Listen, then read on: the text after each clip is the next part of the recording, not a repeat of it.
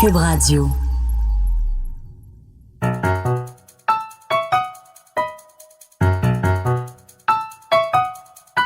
Ici Mathieu Bock-Côté et bienvenue aux Idées mènent le monde.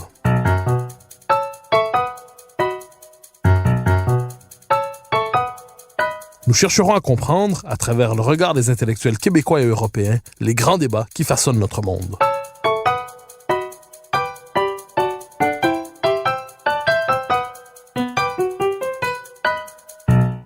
Les Québécois qui aiment la France portent un regard inquiet sur ce qu'elle devient. On le sait depuis plusieurs années, elle semble entraîner sur la pente du déclin collectif. On parle d'un pays fragmenté, écartelé. Certains évoquent même une possible guerre civile qui s'accompagne de la montée d'un nouvel antisémitisme que l'on ose à peine nommer. De même, à suivre de près ou de loin les débats publics en France, on constate que le périmètre de la liberté d'expression ne cesse de se rétrécir. Le désaccord intellectuel est souvent criminalisé et pénalisé. Pour en parler, je reçois l'historien Georges Bensoussan, de passage à Montréal, qui est l'auteur notamment des Territoires perdus de la République et d'une France soumise. Georges Bensoussan, bonjour. Bonjour. Alors, première question, est-ce que le portrait que je fais en quelques mots de la situation française vous semble exagéré? Est-ce que nous sommes en droit, est-ce que nous avons raison d'être inquiets de voir ce que la France devient aujourd'hui sur ces différents plans? Alors sur l'inquiétude, je partage votre inquiétude. Votre portrait d'ailleurs est très acéré. Je serais moins d'accord sur la perspective ou le danger d'une guerre civile. Des fractures très importantes en France, sociales, culturelles, idéologiques, n'en parlons pas, territoriales, de plus en plus. Je crois peu au scénario de la guerre civile, je crois en revanche à une fragmentation possible du territoire français. Ce que François Hollande disait de journalistes du Monde, on va vers la partition, disait-il. Et pour l'instant, on est un peu malheureusement sur la pente de la partition. Quand on parle d'une partition du territoire français, c'est-à-dire sans qu'il ne se fragmente officiellement, il y a des territoires de plus en plus nombreux qui se déroberaient à la souveraineté française, à la culture française. Ce qu'on avait appelé, un peu par anticipation et par prescience en 2002, il y a déjà 17 ans, les territoires perdus de la République, effectivement aujourd'hui ils le deviennent. Et j'ai vu récemment, après les violences à Chanteloup-les-Vignes, samedi dernier je crois, qu'une grande chaîne de télévision française, c'était TF1 ou France 2, je ne sais plus laquelle, parlait de la police française à la tête à la reconquête des territoires perdus. C'est-à-dire qu'ils ont carrément intériorisé ce langage qui fait qu'effectivement, comme le disait un ancien préfet de police qui est aujourd'hui à la retraite, on a près de 500 quartiers qui sont ce que la novlangue appelle des quartiers sensibles, c'est-à-dire précisément exactement l'inverse, c'est-à-dire des quartiers difficiles et des quartiers où règne une certaine violence, et qui échappent de plus en plus à la loi, pas seulement de la République, je dirais à la loi nationale. Alors, ce qui est particulier, c'est que lorsque vous avez publié au début des années 2000 les Territoires perdus de la République, le livre a, dans un certain milieu, trouvé son écho, mais sinon, il y a une forme, je dirais pas de censure, le terme est peut-être trop fort, mais à tout le moins de silence autour de cet ouvrage, comme si les constats qu'il proposait étaient inadmissibles dans le débat public. Est-ce que je me trompe en disant que le livre n'a pas trouvé en son temps l'écho qu'il méritait, d'autant qu'il annonçait ce qui se passe aujourd'hui? Non, le tableau est tout à fait juste, vous avez tout à fait raison, vous avez bien résumé. En 2002, il n'a pas trouvé son public. Non, il a trouvé son public après l'attentat contre Charlie Hebdo et contre l'Hypercacher. Surtout contre Charlie Hebdo. C'est très bien que l'attentat contre l'Hypercacher, s'il n'avait pas été précédé de l'attentat contre Charlie Hebdo, serait passé aux oubliettes. Assez rapidement, évidemment, après les larmes de compassion habituelles. Non, il n'a pas trouvé son public. L'expression a fait florès. Dès 2003, Jacques Chirac l'a reprise. La cellule scolaire de l'Élysée nous a reçus dès 2003. Le président Chirac lui-même nous a reçus lorsqu'il a présenté la fameuse loi de 2004 sur le voile. Donc, de ce côté-là, nous avons été écoutés. Et le paradoxe, c'est que nous, les rédacteurs des Territoires perdus et moi qui coordonnais l'ouvrage, nous venions tous de la gauche française. Et nous avons été écoutés par la droite française. Ce qui est un mouvement assez fréquent quand même. C'est tout à fait classique aujourd'hui. Jacques Julliard écrit dans le Figaro aujourd'hui, Finkielkraut trouve son écho là. On pourrait dire que la plupart des intellectuels de gauche qui sont demeurés fidèles à ce qu'ils étaient trouvent aujourd'hui un écho à droite plutôt que dans leur cas d'origine. Une partie, vous avez tout à fait raison. Jacques Julliard, c'est l'honneur de la pensée française, comme Marcel Gauchet, comme Alain Finkielkraut. Ces gens-là, parce qu'ils sont de gauche, sont obligés de rompre avec la gauche traditionnelle. Absolument. Sinon, ils rompent avec l'idéal qui a jusque-là structuré leur vie.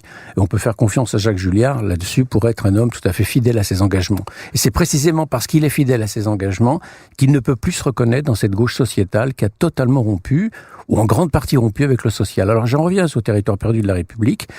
Il a été décrié très tôt. Autant on n'a pas trouvé d'écho à gauche, autant il a été décrié à gauche et nous avons été stigmatisés, essentialisés, puisque c'est le mot à la mode aujourd'hui, comme des crypto-fascistes, des racistes, on ne disait pas islamophobes encore à l'époque, mais c'était dans l'air, et comme faisant le jeu ça c'est une rhétorique fondamentale, faisant le jeu du Front National de Jean-Marie Le Pen, des racistes et du délitement de la société française. Autrement dit, déjà dans 2002-2003, celui qui disait « halte au feu », l'incendie menace, était celui-là le responsable de l'incendie, c'était celui-là l'incendiaire. Et ça rejoignait quelque chose qui m'avait frappé à la veille moi-même de mon procès en 2017, une phrase de Chamfort à la fin du XVIIIe siècle qui disait qu'en France, finalement, ce n'est pas l'incendiaire qu'on punit, mais celui qui sonne le tocsin. Alors, je reviens sur le, nous arriverons très rapidement sur la question de la liberté d'expression et de votre procès, mais sur la question du livre, comment expliquez-vous ce silence qui l'entourait? Il y avait déjà plusieurs travaux qui, d'une manière ou de l'autre, nommaient cette relative décomposition française. Dans la conscience collective, il y avait quelque chose comme le sentiment d'un dérèglement de la situation dans le pays, mais pourtant, on n'a pas été capable de le nommer. Lorsque vous avez cherché à mettre les mots, lorsque vous avez proposé un diagnostic, une analyse, on a laissé ça de côté. Comment expliquer cette mise de côté? C'est-à-dire le refus de voir les choses? Alors, en premier lieu, vous avez tout à fait raison de dire qu'on n'était pas les premiers. Christian Gélène, au milieu des années 90, avait déjà émis un diagnostic très très dur, très sévère. Je crois. Dans l'aveuglement, absolument. Il n'a pas été écouté. Il y a eu ensuite quelques personnes qui ont tiré le signal d'alarme dès le début des années 2000. Il y avait des enquêtes de sociologues, je pense à Dominique Schnapper et Rémi Levaux, dans les années 80, qui avaient déjà pointé du doigt l'antisémitisme renaissant dans certaines fractions de la population française. Ils n'ont pas été écoutés. Lorsque nous publions Les territoires perdus de la République, ce n'est pas un livre de sociologue. On nous a accusés d'être de mauvais sociologues. Nous n'avons jamais prétendu l'être. C'est un livre de témoignages d'enseignants, ni plus ni moins de terrain. Et c'est un livre qui est né par hasard. Il faut quand même rappeler la genèse pour comprendre. Lorsque mon éditeur chez Fayard a voulu rééditer un de mes livres sur la mémoire d'Auschwitz, l'éditrice me dit, le livre est épuisé, il faudrait le rééditer. Je lui ai dit oui, mais pas à l'identique. Depuis 3 ans, les choses ont changé. Elle me dit quoi? Je lui dis, responsable des formations mémorielles de la Shoah, j'entends des dizaines de professeurs de tout le territoire français me disent une situation qui se délite, mais il me le disait en aparté au moment de la pause café ou lorsqu'il partait, jamais devant les collègues. Il y avait une honte à dire. Alors, je rejoins ici. Donc, autrement dit, il était de plus en plus difficile d'enseigner la Shoah dans certains quartiers. Oui, mais pas seulement la Shoah. D'enseigner la géographie des États-Unis, la politique des États-Unis, la colonisation, la décolonisation, tout ce qui avait trait d'ailleurs à l'Occident, d'enseigner même le christianisme, d'enseigner a fortiori même le judaïsme, les fondements de la religion juive ou de la religion chrétienne par exemple. Je reviens au diagnostic que vous avez posé qui me semble très juste. On ne pouvait pas nommer ce qui échappait à notre raison parce que ça n'entrait pas dans nos cadres d'analyse. Ça ne cadrait pas, je m'explique. Depuis la fin de la Seconde Guerre mondiale, la gauche culturelle a largement dominé le paysage intellectuel français. C'est comme ça, c'est un héritage de la résistance, etc. Bon, on va pas revenir là-dessus. Bon. Et ces cadres de gauche qui se sont progressivement délités ont malgré tout conservé un puissant pouvoir médiatique et un puissant pouvoir universitaire. Et de ce côté-là, on ne pouvait pas admettre que le monde avait changé, qu'il fallait l'interpréter à partir de nouvelles grilles d'analyse et que peut-être que dans certains cas, l'ancien opprimé, l'ancien dominé, l'ancien colonisé pouvait être à son tour un oppresseur, un dominateur, un raciste et autre chose dans la matière. Ça ne cadrait pas avec les schémas d'analyse que nous avions et par conséquent, ils ont déployé, comme disait l'écrivain américain Saul Bellow, des trésors d'intelligence pour ne pas comprendre, pour ne pas voir. C'est vraiment la formule d'ailleurs de Peggy qui est aujourd'hui reprise et que nous avons reprise en créant notre association. L'important n'est pas seulement pour un homme de dire ce qu'il voit, mais de voir ce qu'il voit. Or, nous étions en présence d'une société qui, médiatiquement, je ne dis pas la société tout entière, mais médiatiquement, ne pouvait pas voir ce qu'elle avait sous les yeux. Alors, dans cette situation nouvelle, vous l'avez évoqué, il y a ce qu'on a appelé peut-être pudiquement un nouvel antisémitisme. C'est-à-dire, historiquement, la question de l'antisémitisme en France est associée et portée par l'extrême droite. Pas seulement, l'extrême gauche aussi à sa manière. Marc Crapez a fait des travaux intéressants sur ça, mais quand on dit antisémitisme, on dit extrême droite généralement. Or, ce que l'on voit depuis quelques années, peut-être un peu plus, c'est qu'un nouvel antisémitisme qui ne serait plus l'antisémitisme classique ou traditionnel, disons ça comme ça, mais associé à certaines des populations issues de l'immigration, j'essaie de le dire dans la manière la plus pudique qui soit. Quel est ce nouvel antisémitisme dont on parle d'une manière ou de l'autre? Alors d'abord, effectivement, en 1945, on est en présence d'un pays où l'antisémitisme n'a pas disparu. L'antisémitisme est très largement cantonné à la droite et à l'extrême droite, c'est vrai, mais il est malgré tout en régression et il est bloqué par l'interdit d'Auschwitz. Bon, ça ne veut pas dire qu'il a disparu, mais il est, disons, en sourdine, souterrain, il ne s'exprime moins au grand jour. Et quand on prend la longue durée de 1945 à 1990, je dirais, globalement, l'antisémitisme français a régressé. Penser qu'il est de même niveau en 1950 qu'en 1990, c'est un mensonge. Je donne un exemple. En 1954, Pierre Mendès France est nommé président du Conseil. Il y a, dans certaines fractions de l'opinion, et en particulier à droite et à l'extrême droite chez les poujadistes, il y a une flambée de réactions antisémites assez malsaines. C'est indéniable. En 2011, Dominique Strauss-Kahn est sur le terrain de l'Élysée, sur le chemin, de l'Élysée. Il tombe sur l'affaire du Sofitel, vous le savez. Il y a déchaînement contre lui pour ce qu'il a commis ou ce qu'il est censé avoir commis, peu importe, on en parle ici dans cette affaire. Mais il n'y a pas de connotation antisémite dans la mise à mort politique de Dominique Strauss-Kahn. À aucun moment. Bon, c'est-à-dire que la société française a évolué. Je l'ai moi-même vu ayant été enseignant 24 ans au lycée, au contact de la société française tout entière. Réellement, l'antisémitisme a régressé. Et il réapparaît à partir des années 90. Et déjà, au moment de l'affaire Khaled Kelkal, le terroriste abattu par la police aux alentours de Lyon en 1995, une journaliste allemande qui avait interrogé Kelkal quelques mois avant sa mort avait noté un puissant antisémitisme chez lui, un antisémitisme viscéral et rabique. Alors, Effectivement, cet antisémitisme d'extrême droite n'a pas disparu, mais il était en sourdine. Il y a eu, et là on a tort toujours de le négliger, un antisémitisme lié à la tradition d'extrême gauche qui lie le juif à l'argent, au capitalisme et à une certaine modernité délétère, qui est mal acceptée. Il faut quand même rappeler que dans l'histoire de l'antijudaïsme en France, il n'y a pas que la droite qui est responsable de la matrice. Il y a de Pierre Leroux, l'inventeur du mot socialisme en 1946, à Gaston Tridon, à Benoît Malon, l'un des fondateurs de la CGT en 1895, il y a toute une tradition de gauche. Faut pas l'oublier. Bon.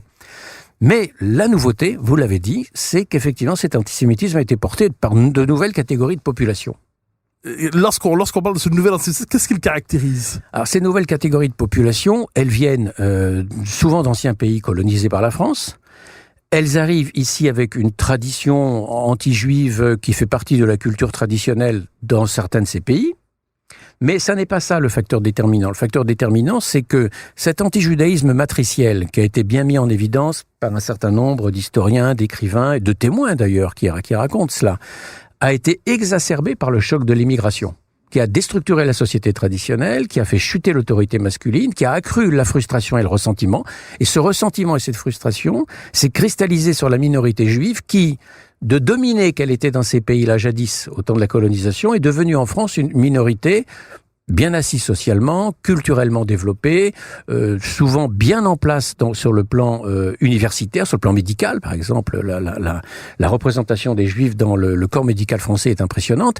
Il y avait un contraste, si vous voulez, entre cette immigration qui avait du mal à s'intégrer pour une partie d'entre elles, et où le pouvoir masculin était en train de s'effriter, et une minorité juive qui, dans la mentalité traditionnelle, était considérée avec mépris, et qui apparaissait en France comme une minorité dominante, ce qu'elle n'est pas. Peu importe, mais ça fait partie du fantasme anti-juif.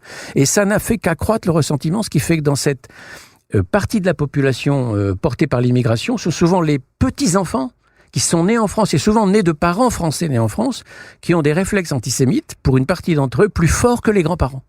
Alors, quelle forme prend ce nouvel antisémitisme? Je donne quelques exemples qui ont traversé l'Atlantique. Par exemple, on nous dit certains juifs, dans la Seine-Saint-Denis, il y a de moins en moins d'enfants juifs qui peuvent être scolarisés là. L'environnement est trop difficile. Certains enfants juifs doivent être changés d'école d'une manière ou de l'autre. Quelle forme prend cet antisémitisme? Vous l'avez dit. Vous l'avez dit, il y a d'abord ça. Alors, on cite le rapport Jean-Pierre Aubin, inspecteur de l'Éducation nationale. Et son fameux rapport est de 2004, et ça va tout à fait dans votre sens, à savoir comment on n'a pas voulu entendre. Quand Jean-Pierre Aubin, à la demande du ministère, enquête sur la situation des enfants juifs à l'école, mais pas seulement, il enquête sur les signes de communautarisme. Bon, vous voyez, ça fait partie de la novlangue française qu'on n'ose pas nommer. On nomme communautarisme comme s'il s'agissait du communautarisme bouddhiste. Donc, on en reste là. Communautarisme. Jean-Pierre Aubin remet un rapport à 2 ministres de l'Éducation nationale successifs, qui sont des hommes d'ailleurs de bonne volonté, tous les deux. Mais il ne donne pas suite au rapport. Et que dit-il dans ce rapport, Jean-Pierre Aubin, en 2004 ? En France, je n'ai pas le texte sous les yeux, mais globalement, en gros, ce qu'il disait, c'est dans certaines écoles, les enfants juifs ne peuvent plus être scolarisés normalement. Or, quand on remonte en arrière, on s'aperçoit que dès 1996, 8 ans plus tôt, Jean-Pierre Aubin, dans un précédent rapport, rapportait les propos d'un principal de collège de Marseille, qui disait son chagrin, c'est le mot qu'il employait, son chagrin d'avoir dû exfiltrer, c'est le mot qu'il employait aussi, les 2 derniers élèves juifs du collège. Alors, quelle forme ça prend ? Ce que vous venez de dire. Ça prend la forme d'une partition territoriale, à savoir que les minorités juives, dans certains quartiers en but à des violences, à des agressions verbales, voire des agressions physiques de plus en plus importantes, ont tendance à émigrer. Alors, émigrer vers où ?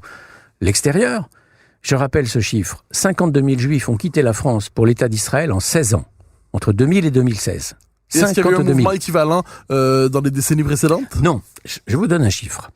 Dans les décennies précédentes, depuis la naissance de l'État d'Israël en 1948, on estime que l'émigration vers l'État juif, devenu de France, se montait à environ 800 personnes ou 1000 personnes par an.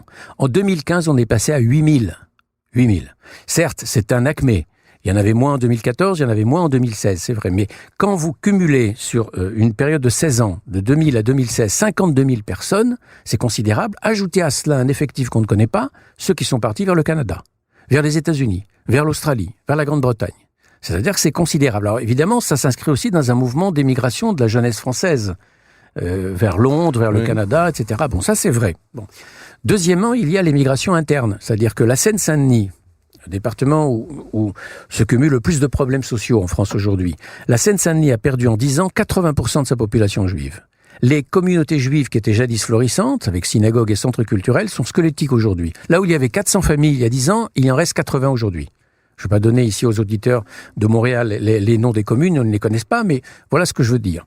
Et puis ça se traduit par un climat de crainte qui fait que les signes visibles d'appartenance juive on conseille dans les communautés juives, on conseille aux membres des communautés juives, a fortiori aux enfants, de les masquer.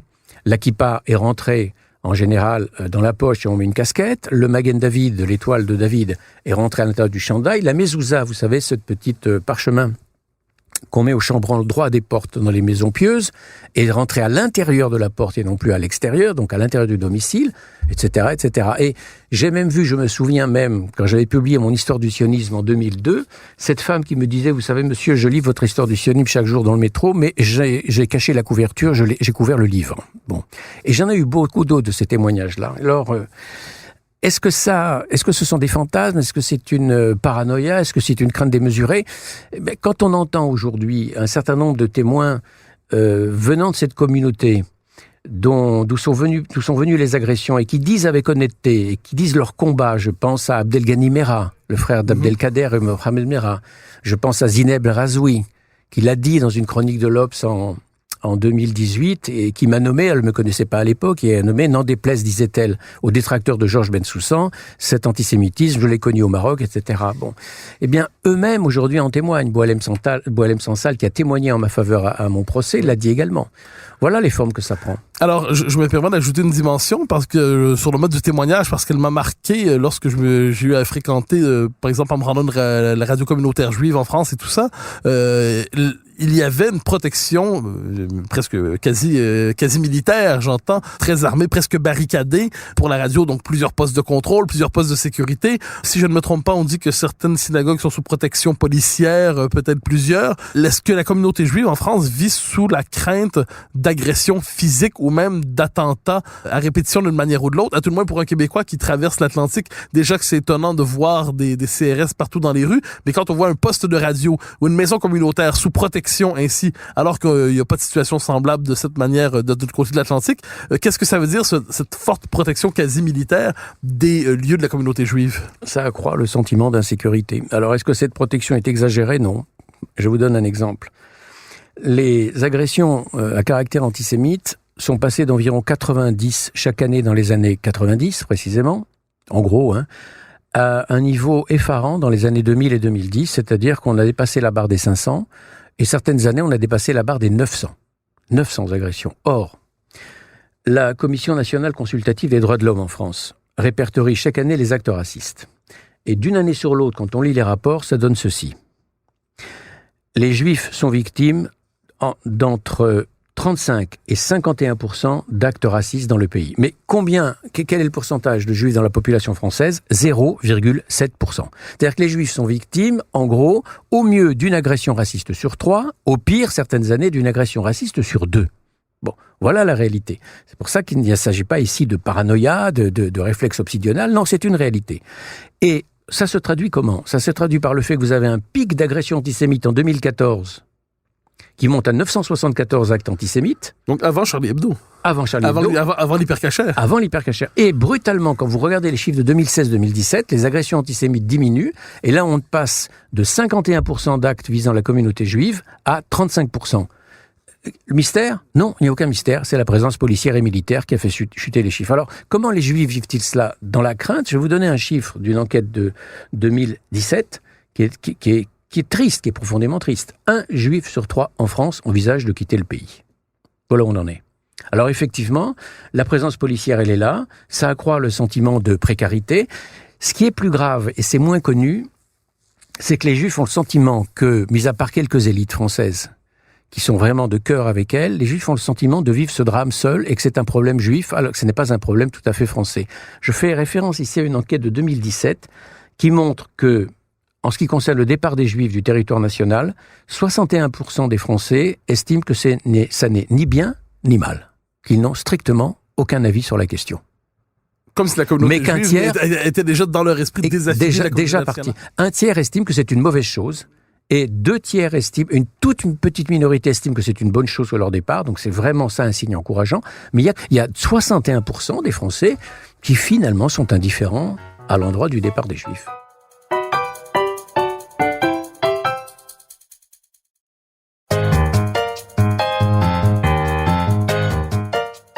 Alors, avec une dimension paradoxale à tout cela, c'est, vous me corrigerez si ma description est biaisée, mais la communauté juive, aujourd'hui, est particulièrement investie dans la défense du cadre national français, c'est-à-dire elle sait plus que jamais son destin lié à la communauté nationale. Je donne 2-3 exemples. Sur le plan intellectuel, souvent les penseurs les plus intéressants de la question nationale en France sont juifs de manière... Je pense à Alain Finkielkraut, je pense à vos travaux, je pense au travail combatif d'une Élisabeth Lévy dans l'espace public, je pense à Dominique Schnapper, on pourrait multiplier les noms. Donc aujourd'hui, une bonne partie de la pensée, de la réflexion sur la nation en France est portée par la communauté juive. Est-ce qu'il n'y a pas à traverser une forme de paradoxe dans ce désir d'adhésion au cadre national qui est protecteur, cette adhésion fondamentale à la nation française, et de l'autre côté, ce sentiment d'abandon? Alors le paradoxe, il est là, exactement dans ce que vous venez de dire, et en même temps, c'est une histoire de longue durée que cette adhésion à la nation. Depuis l'émancipation d'il y a plus de 2 siècles, les Juifs ont toujours adhéré à la nation française. Ils ont été profondément français, profondément nationaux, profondément républicains. Bon, ça c'est indéniable, parce qu'ils ne peuvent exister de par la loi d'émancipation que dans le cadre de la nation et que dans le cadre de l'État républicain. Si la nation s'effondre et cède la place au communautarisme et à l'émiettement territorial des intérêts particuliers, si l'État s'affaiblit, les Juifs en seront les premières victimes demain. Et ils le sentent parfaitement. Bon, et donc il y a un patriotisme français chez une partie des élites juives qui est sincère, profond, enraciné, qui remonte à bien avant l'affaire Dreyfus, qui remonte, je dirais, à la période du 1er 19e siècle déjà. Bon, alors le paradoxe, c'est qu'aujourd'hui, les Juifs, mais ils ne sont pas les seuls non plus. Il ne s'agit pas d'un face-à-face entre les Juifs d'un côté et ces minorités agressives de l'autre, non.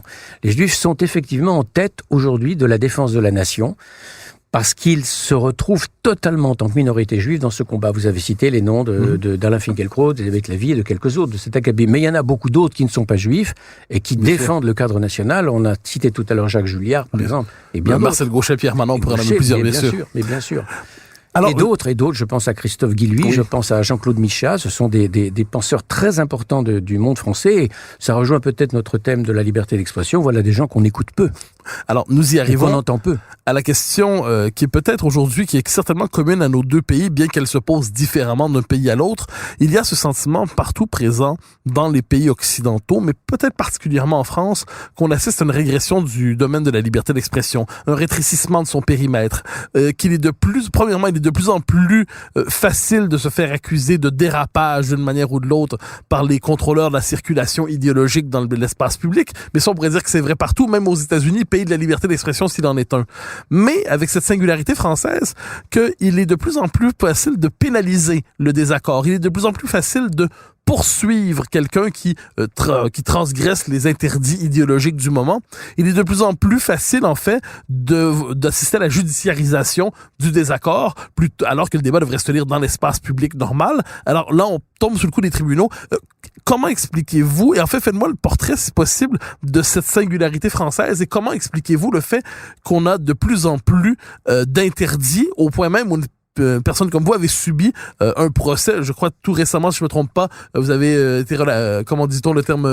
le pourvoi en cassation a été rejeté. Voilà. Donc, innocenté, relaxé, tous les termes qu'il faut. Mais explique-moi un peu cette situation qui frappe quand même d'un point de vue québécois, parce qu'on s'imagine toujours la France comme le pays de la liberté d'expression par excellence, le pays du libre débat, le pays où les idées se confrontent, et au même moment, c'est le pays où existe une forme de police des idées. Alors, je pense qu'il y a un mythe qui tient bien sûr à l'image de la patrie des droits de l'homme et de la Révolution française et des Lumières. C'est le mythe de la liberté d'expression en France. Elle est en régression et en régression grave. Il y a un risque de judiciarisation des débats. Il y a des cohortes de gens dont le métier aujourd'hui est de traquer ce qu'ils appellent le dérapage. Et donc, au lieu d'avoir un débat intellectuel où aux idées on répond par des idées, aux idées aujourd'hui on répond par des procès. Ce qui fait que la société est sous surveillance, chacun contrôle sa parole, le politiquement correct, qui n'est pas une déviation anodine de nos traditions, mais qui est réellement une entreprise totalitaire, à ce politiquement correct, certains répondent que le contraire du politiquement correct, je pense à Todorov qui disait cela, c'est le politiquement abject. Bon, c'est-à-dire qu'ici on n'est plus dans le débat intellectuel, on est dans le débat moraliste. La vie intellectuelle, c'est le débat entre le vrai et le faux.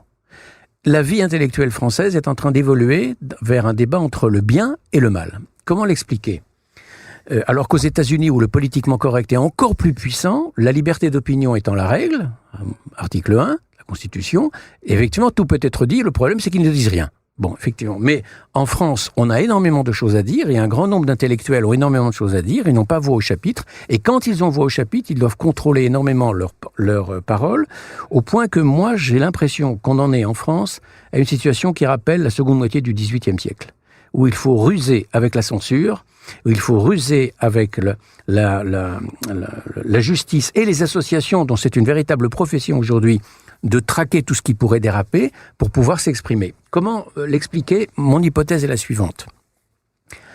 Plus la situation française est bloquée, plus elle apparaît porteuse de conflits. Parce que le multiculturalisme est synonyme de... En France, je ne dis pas au Canada, je ne parle pas du Québec, je parle de la situation française, c'est-à-dire d'une vieille nation qui a une culture enracinée de au moins d'un millénaire. Dans une société comme la société française, le multiculturalisme, qui n'est pas le multiethnisme, attention, le multiethnisme ne pose aucun problème. Aucun.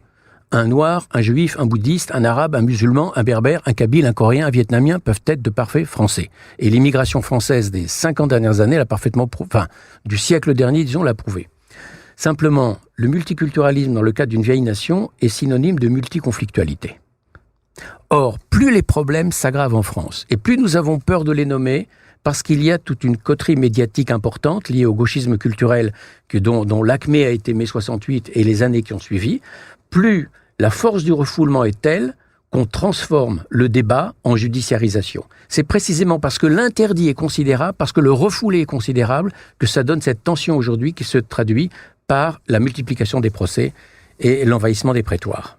Alors, dans cette forme française de la régulation de la liberté d'expression, il y a, c'est un élément qui est assez français, justement, c'est le rôle des associations, si je ne me trompe pas, qui sont en position de poursuivre. Donc, ce n'est pas l'État qui prend l'initiative toujours de la poursuite, ce sont les associations qui peuvent décider de porter devant les tribunaux des propos qui leur déplaisent d'une manière ou de l'autre.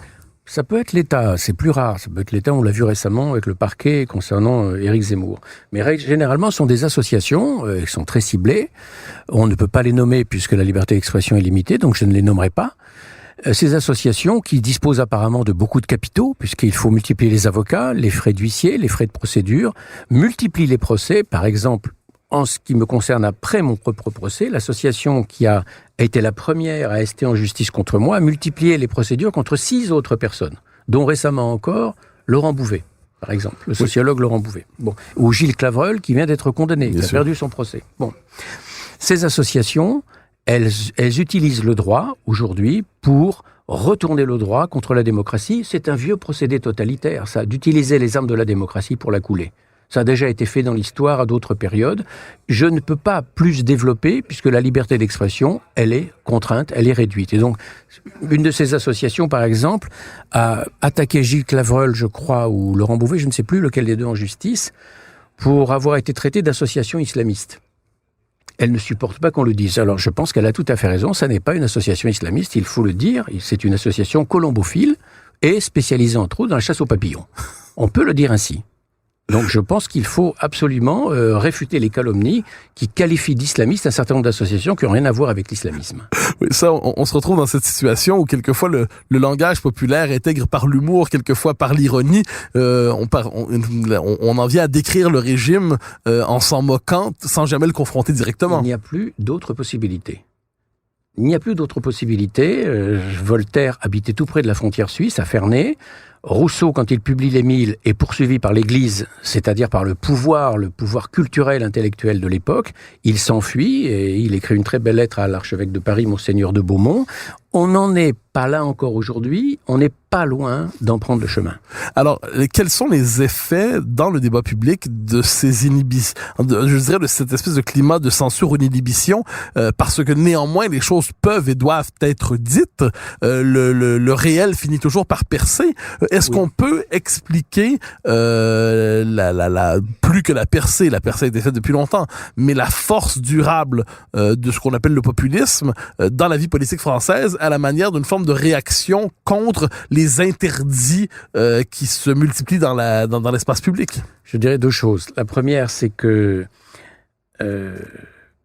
ça se traduit sur le plan électoral par cet enracinement du Rassemblement national qu'il y a 30 ans, on pensait être peut-être un feu de paille, ou lié à la personne seule de Jean-Marie Le Pen. Sa fille a pris la succession, elle n'a pas le talent du père sur le plan oratoire, elle n'en a pas la culture, mais malgré tout, finalement, le Rassemblement national s'est enraciné dans le paysage français jusqu'au point d'atteindre parfois 40% des votes. Bon, alors ce qu'on appelle le populisme aujourd'hui, c'est sans doute la réaction d'une partie de la population qui ne se sent pas écoutée, qui se sent muselée, et là-dessus, les Gilets jaunes participent totalement à ce sentiment que la démocratie est un vain mot, un mot vidé de sa substance, et qu'on a affaire à une oligarchie qui tient très largement la parole sur le plan médiatique, sur le plan culturel, sur le plan universitaire.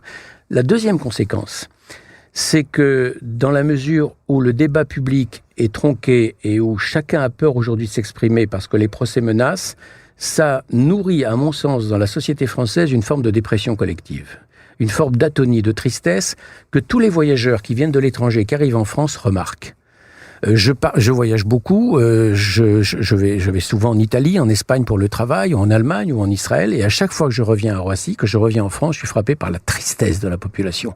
Voilà un pays riche, un pays parmi les 5 grandes ou 6 grandes puissances mondiales, un pays où malgré tout le niveau de vie, le niveau de richesse et le niveau culturel est encore très élevé, le niveau social de protection sociale est extraordinaire, et où il y a une atonie, une sorte de mélancolie de la population française, dont l'un des facteurs peut-être est précisément cette interdiction de parole. Alors, je porte plus loin la question des effets de cette espèce d'interdiction de parole, pour reprendre votre formule. Est-ce qu'une partie, aujourd'hui, vous évoquiez tantôt le fait qu'il faut quelquefois dire les choses sans les dire pour pouvoir finalement les faire entendre dans l'espace public. Est-ce qu'on peut dire qu'une partie de du travail intellectuel aujourd'hui en France consiste justement à chercher à aller le plus loin possible dans la description du réel sans se faire piéger d'une manière ou de l'autre ou attraper par les associations? Donc, dire sans dire, s'avancer sans se faire coincer, est-ce que pas à travers ça une forme de régression policière de la vie intellectuelle? C'est tout à fait ça. On est en train d'évoluer en France, sur le plan de la vie intellectuelle, vers les ruses dont usaient les intellectuels d'Europe orientale à l'époque du communisme. Au fur et à mesure que mon procès a évolué, en première instance, en appel, puis avec la cassation, cette affaire a duré quand même près de 4 ans, plus je m'enfonçais dans les arcanes de ce cauchemar judiciaire, plus j'avais l'impression de relire la plaisanterie de Milan Kundera. Et finalement, j'avais l'impression, au-delà de Kundera, de rejoindre ce qu'un grand nombre d'intellectuels bien avant nous, ceux de l'Europe de l'Est ou ceux de l'Europe du XVIIIe siècle, avaient dû faire comme effort intellectuel pour déjouer la censure tout en essayant d'exprimer le maximum possible leurs idées. Je crois qu'on en est là aujourd'hui. Et quand on regarde parfois les programmes culturels d'un certain nombre de grands médias français, on a l'impression d'être dans un entre-soi médiatique, dans un univers monochrome et monocolore où il n'y a aucune variété en réalité et où un certain nombre de penseurs non conformes à l'idéologie dominante, c'est-à-dire à la doxa, qui est minoritaire dans le pays, vous le notez, ne sont pas invités. Tout à l'heure, j'ai cité Jean-Claude Michéa, qui est pour moi l'un des grands penseurs de l'époque. J'ai cité le géographe Christophe Guilluy. Toute cette mouvance-là est déconsidérée. Michéa sera considéré avec mépris comme un petit professeur de lycée réactionnaire attardé. Guilluy, par exemple, qui est, à mon avis, l'un de ceux qui nous ont le mieux fait comprendre ce qu'allait devenir la révolte des Gilets jaunes. Guilluy est qualifié dans la presse bien pensante de géographe de formation. Façon de dire qu'il n'est pas géographe. Et on pourrait comme ça multiplier les exemples. Il y a une censure qui vient aussi du monde académique, qui est une censure éminemment bourgeoise, parce que la dimension de classe est rarement vue dans cette histoire. C'est un monde éminemment bourgeois qui est en train de museler l'expression populaire, et ce qui pourrait remettre en cause ce modèle dominant, qui donne un sentiment à la société française d'asphyxie. Alors le résultat, c'est que lorsqu'il y a une élection, quelle qu'elle soit, elle se défoule dans les urnes. Et du coup, le décalage, c'est la surprise des journalistes qui ne comprennent pas, d'un côté, on a des sondages qui donnent souvent le Rassemblement national à 20, 25, 30%, 25% disons, et ensuite le résultat des urnes, c'est infiniment plus élevé et plus fort. Ce décalage, c'est tout simplement qu'un certain nombre de gens ne peuvent pas parler et qu'ils ont le sentiment qu'en votant Rassemblement national, ils vont exprimer un vote de défiance, un vote de protestation. Alors, il n'y a pas qu'un vote, une dimension protestataire dans le vote Rassemblement national, mais quand même, ça existe malgré tout, c'est puissant. Alors, il nous reste environ 5 ou 6 minutes, peut-être 7 pour jusqu'à la fin de l'émission. J'aimerais évidemment poser la question de la suite des choses. On se résout difficilement, on accepte difficilement l'idée que tel serait l'état de la France une fois pour toutes, que la liberté d'expression serait une fois pour toutes dans une dynamique régressive qui la condamnera à la disparition. Donc, est-il possible d'espérer, et si oui, comment, est-il possible d'espérer une restauration, au moins partielle, des conditions de la liberté d'expression, à la fois, je dirais, sur le plan symbolique, c'est-à-dire le politiquement correct, et sur le plan formel, c'est-à-dire dans le rapport au droit, le pouvoir immense accordé aux associations de faire taire ceux qui contredisent leur dogme? La situation est très mouvante. Elle n'est pas du tout jouée. On ne peut pas penser à aucun moment que le chemin est tracé et qu'on va s'enfoncer progressivement dans un pays où la liberté d'expression serait totalement aujourd'hui aux oubliettes. Non, c'est pas ça du tout. Je crois que tout est possible aujourd'hui en France. La situation ressemble à une pré-éruption volcanique. Les classes au pouvoir, Emmanuel Macron, qui est un homme intelligent, le sait parfaitement. La société française est labile, elle est fragile, elle peut exploser à tout moment. Personne n'avait vu venir le mouvement des Gilets jaunes. Il a avorté, c'est vrai, mais d'autres mouvements peuvent éclore demain. C'est-à-dire que, en matière de liberté d'expression, on ne sait pas de quoi demain sera fait. Tout peut changer en l'espace de 6 mois, d'1 an, de 2 ans, etc. On ne peut faire aucune prévision à l'heure actuelle. Mais il y a une chose qui est fondamentale, c'est que dans ce combat concernant la liberté d'expression, ce qu'on appelle le politiquement correct et tout le reste, on aurait tort d'oublier la dimension de classe dans ce combat-là. C'est-à-dire qu'il y a une grande partie des élites françaises sont responsables de la situation actuelle, et le paradoxe de cette situation, c'est que le gauchisme culturel a emboîté le pas aux élites financières qui ont besoin d'un monde ouvert, d'un monde sans frontières, d'un homme universel, d'un homme abstrait, d'un homme sans racines, c'est-à-dire en fait aussi d'une immigration incontrôlée, qui, à un moment donné, ne peut plus être intégrée tout simplement parce qu'elle est trop nombreuse, c'est tout. Ce n'est pas par racisme et par xénophobie. Eh bien, cette conjonction entre le gauchisme culturel d'un côté, qui prône la liberté, et de l'autre côté des élites économiques financières, qui l'une et l'autre ont la même vision d'un monde universel, abstrait, totalement déterritorialisé et totalement sans racines sur le fond, cette conjonction-là, rien ne dit qu'elle sera pérenne. On ne sait pas ce qu'elle deviendra demain. C'est-à-dire que si on oublie la dimension sociale dans l'analyse que l'on fait de la société française, on fait une très grosse erreur. Les Gilets jaunes nous l'ont rappelé. Mais justement, il y a en France, vous l'avez évoqué, une forme de climat insurrectionnel, pourrait-on dire. Les Gilets jaunes l'incarnaient, ça a avorté sans le moindre doute, mais l'idéologie libérale, libertaire, pour le dire en d'autres mots, ce gauchisme culturel allié au néolibéralisme, est-ce qu'il ne trouve pas cette espèce de synthèse? Est-ce qu'elle n'est pas accomplie dans ce qu'on appelle le macronisme? C'est-à-dire qui est certainement plus complexe qu'on ne le dit. Emmanuel Macron, c'est à la fois Aurélien Taché et Jean-Michel Blanquer. Donc, il y a les deux dimensions sont là. Mais est-ce qu'on peut dire que cette idéologie, en ce moment, elle est néanmoins au pouvoir en France? À certains égards, oui, elle est au pouvoir. Et en même temps, on peut simplement remarquer que l'homme qui est à la tête du pouvoir en France aujourd'hui a peut-être plus de courage que ses prédécesseurs. Par exemple, Emmanuel Macron, quoi qu'on dise, a pu nommer les choses ces dernières années, ce que d'autres n'avaient pas fait avant lui, par exemple. Cette conjonction, elle est effectivement au pouvoir, mais il y a une chose qu'on ne peut pas oublier et qui rend la situation sociale française explosive, c'est que l'équipe au pouvoir aujourd'hui est, sur le plan de la représentativité, est inversement proportionnelle à la société française. Emmanuel Macron a été élu par 1 Français sur 6.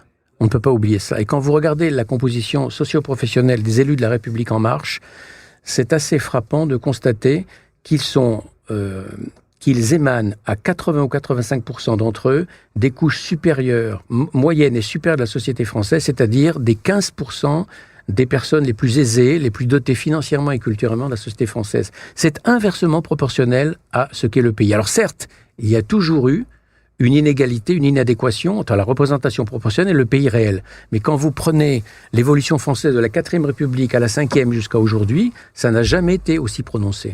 Alors, quand on regarde la situation, est-ce qu'on peut croire, il y a une formule de Raymond Aron qui disait la France ne fait pas de réforme, mais de temps en temps fait une révolution. Non, c'est Aron disait la France ne fait pas de réforme, mais fait une révolution, de temps en temps une révolution, et De Gaulle le corrigeait en disant non, la France ne fait pas de réforme, mais elle fait de temps en temps une révolution dans laquelle elle se permet de faire quelques réformes.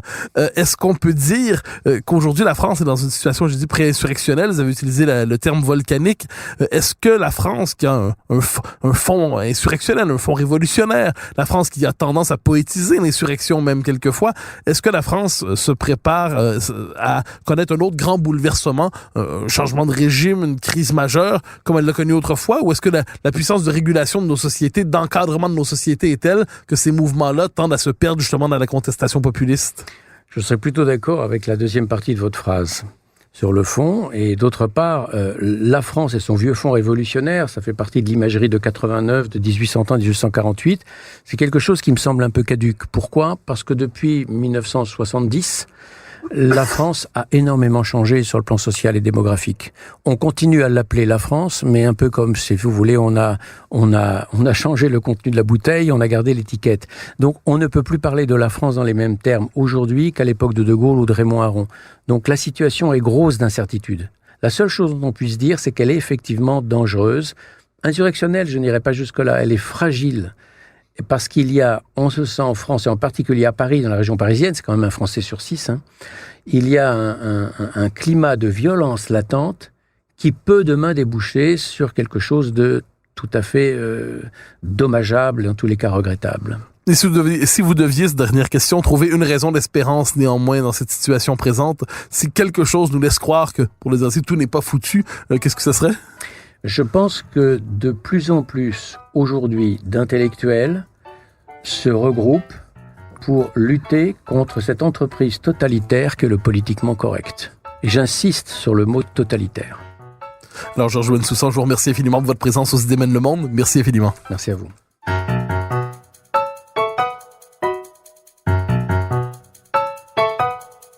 Chers auditeurs des Idées mènent le monde, vous pouvez faire connaître le balado sur vos réseaux sociaux en partageant les épisodes que vous aimez. Cela nous donne à chaque fois un fier coup de main pour faire découvrir le balado. Ainsi, si vous écoutez sur une autre plateforme que Cube Radio, laissez-nous un commentaire. C'est encore une fois un geste qui nous permet de faire connaître la série au plus grand nombre. Merci à vous d'être à l'écoute. Vous pouvez me suivre sur Twitter et sur Facebook. Vous pouvez également lire mes chroniques chaque mardi, mercredi, jeudi et samedi dans le Journal de Montréal. Et chaque semaine, vous pouvez me suivre à la Joute à TVA. Animation et recherche, Mathieu Bock-Côté. Réalisation, Anne-Sophie Carpentier. Une production, Cube Radio.